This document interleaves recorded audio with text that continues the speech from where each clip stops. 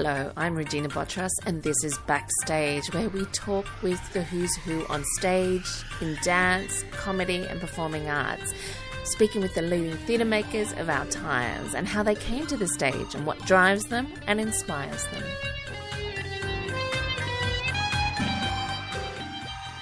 I'm joined by Alexander Berlage, an award-winning director and lighting designer. He's won the Sydney Theatre Award for Best Direction of a Musical 2 years in a row for American Psycho and Cry Baby at Hayes Theatre. He's won Sydney Theatre Awards for Best Direction for an independent production. He's done so much around stage for the Old Fits. Redline Productions, looks too many to mention here. He's back at the Hayes Theatre with something I can't wait to talk to him about. It is a musical version of Women on the Verge of a Nervous Breakdown. Yes, that Pedro Almodóvar film is a musical on the stage. How do they do it? Well, we'll find out. Alex, welcome to Stage. Thank you so much for having me. I love this film as a film. This Almodóvar, like 80s, Madrid, very colourful, women, breaking down, but so much colour and life.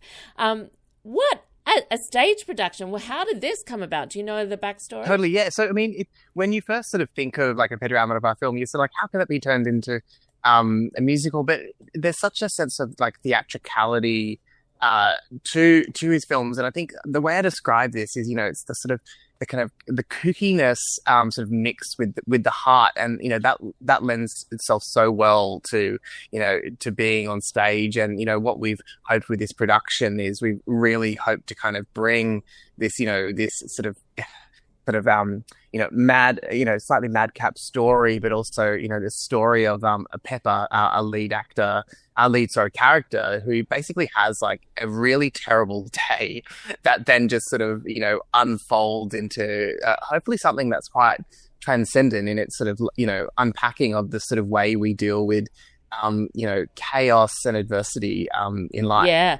It's been so long since I said it. I had a quick look at sort of the opening. So yeah, she is actually an actor in an affair with her co-actor.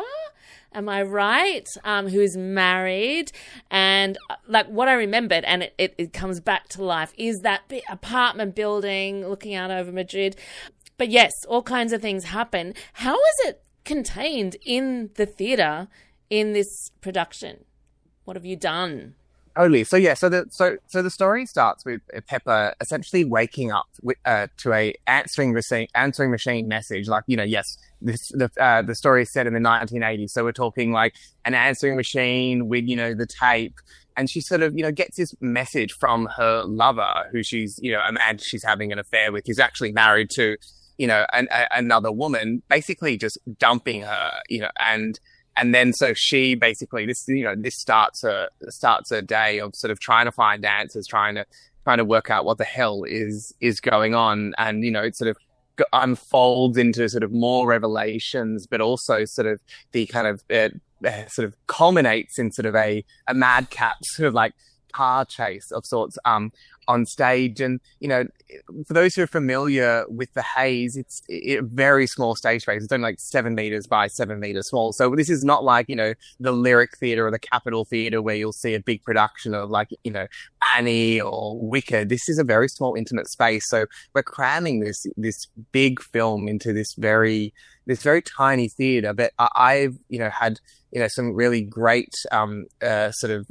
opportunities to make work at the Hayes over the past few years, and it's kind of the best way to experience big, bold stories on stage is in this tiny 111 seat theatre in Potts Point. I've seen a photo of it. I haven't seen the production yet, but there looks like a phone booth. Is that the phone now? Because yes. Look, there is a phone booth. Look, I think in total we have about like 9 different phones on stage, sort of all sort of scattered amongst the set. And there's scenes where Pepper is going to phone booth to try and sort of call and find answers, and then sort of coming back home to her answering machine. And it's basically kind of a series of sort of missed calls and trying to sort of find connection and answers. And, this is the time where, mobile phones weren't as popular as they, are now. We couldn't just, sort of quickly call someone on the mobile phone to get, a connection. You had to kind of be at the right place at the right time to receive the call or make the call. So, trying to chase answers and get that sort of communication was, going in and out of phone booths and sort of ending up at home and then just like, oh, I'm just missing the message. Oh, damn. And, when is he going to call next? It is fun. And actually those old phones are just gorgeous. Is it so we're still in the 80s, I'm assuming, with that kind of color and vibrancy? Totally. Yeah. So the production, the musical itself is set in Madrid in 1987. Mm. So, it's a world of like, high fashion and like, bold colors as well. And so, yeah, this musical adaptation, which premiered on Broadway and then went to the West End, it sort of has that sort of that sense of like campness and life and sort of, yeah, it's a whole bunch of fun. It looks like so much fun. I can only just imagine.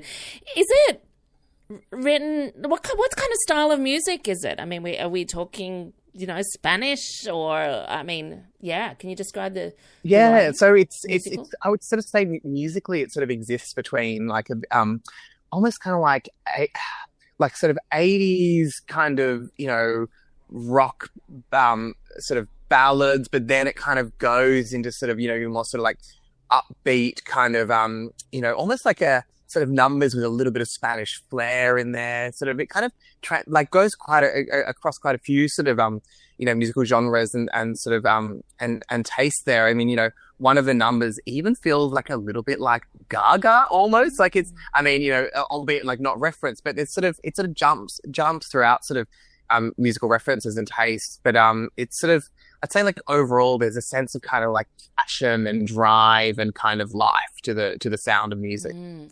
And is it all the story is it all sung or is it dialogue as well? Well, this actually, interestingly enough, I was sort of remarking the other day to someone, it actually, like, yes, it's a musical, but I would say it's sort of the closest show I've worked to being like a play with music. Mm. So there's a lot of like big scenes that exist that are quite faithful to the film for those who know it. Like it sort of has this sort of element of kind of sort of like absurd farce at times, but then sort of those sort of moments of sort of yearning or complication are kind of like further enhanced by the sort of the song of sorts. So I'd say it's a play. It's essentially a play that just happens to have moments where the characters are like, I'm going to sing a song, or there's just a dance number suddenly that's appeared. Yeah, right. So there is. I mean, you've got a choreographer, but I imagine as a director, those sort of lines between choreography and direction, do they blur a little bit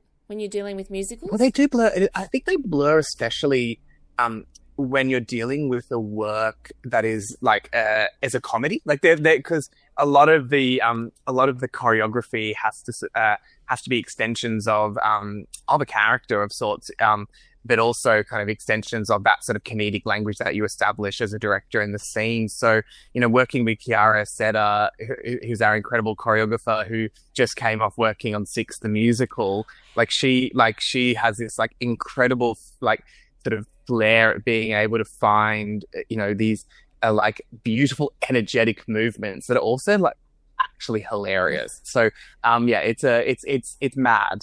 It sounds just, so wild and so much fun. I mean, apart from it being originally a film, I was going to, what are the other challenges for you apart from space, I suppose, or what was important to you? Yeah, totally. Well, it's a really, I suppose the challenge is always, as we say, like, cramming a show like this into a space as small as the Haze. And for those who, are familiar with, big musicals, they're often sort of written for like a cast of like, 20 to 25 with an ensemble. So you're having to find creative ways to do a show with a smaller ensemble of actors, but also try and find ways to bounce between locations in a way that feels kind of clever and feels like it's sort of extending the kind of conceptual arc of the work, and there's quite a few specific locations in this work being based off a film, that you really need to honor. So I think that's always a really tricky balance. But also when you're working on a piece that, I mean, was such a incredible work in a different art form, it's about finding a way to pay tribute to that original source material and creating something that, for those who know the film, will see as familiar, but is not just a replication of that on stage. So finding a way to progress the story in a different art form that also feels true to the art form that it's now existing in. So what is the heart of this story? I mean, there is this real, like you say, theatricality, over the top, women having a nervous breakdown, kind of high drama. Where, is there something like that pulls us back to the heart of the story? Yeah, look, I mean, the way I like to describe it is, it's like, have you ever had one of those days or one of those like times in life where it just feels like the world is kind of exploding around you? And you're like things like, it's like, that's happened. And now something else has happened. And now it's like everything is just collapsing. It's all a bit much. And it's about like finding a way through that. And, in this instance, like, a lot of these characters are dealing with really, with the actions or inactions of really terrible men. And they're basically kind of like, stuffing up their lives and not really giving them much, not really giving them a good time, so to speak. And I would say it's about like finding a way to reframe and to persevere and sort of just see, find strength in kind of in the chaos, I suppose. And I think there's certain times, I especially in the world that we find ourselves in, where it just feels like everything's a giant bin fire. And it's kind of about being like, I see the bin fire, but I'm not going to let the bin fire get to me. And I'm going to push ahead and find a way to either A, change the narrative or reframe the narrative. Well, having said that, it looks like so much fun. When I saw that there was a musical version of Women on the Verge of a Nervous Breakdown, I almost squealed for joy. It's so exciting. Thank you so much for joining me, Alex. I can't wait to see it. Thank you. Oh, thank you so much. It's a pleasure. Well, Women on the Verge of a Nervous Breakdown on at the Hayes Theatre at the moment, playing until the 8th of June. You must get along. What a hoot. It's also got a car chase scene. Oh, man, how do they do it? It just looks like so much fun.